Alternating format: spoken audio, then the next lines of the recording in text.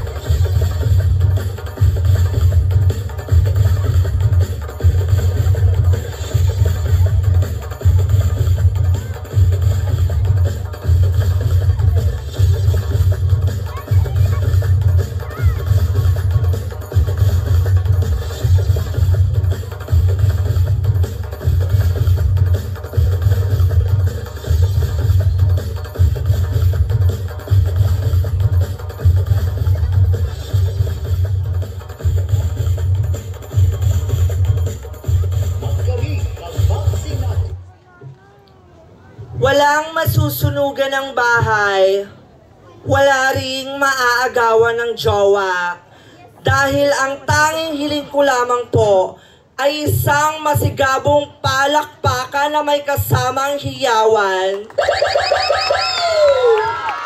Bilang pagpupugay sa lahat ng kawani o tinatawag nating magsasaka, taas po ang aking kanang kamay upang saluduhin ang ating magsasaka dahil dito po nila binubuhay ang kanilang pamilya.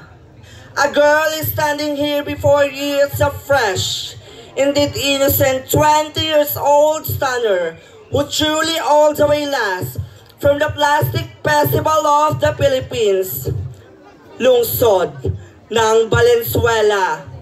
And judges, I would like to conquer the image, one of the famous actors in GMA7. Opo, gabi-gabi niyo po akong napapanood sa 24 oras bilang isang broadcaster. I'm your one and only Binibining Iya Villania. Thank you.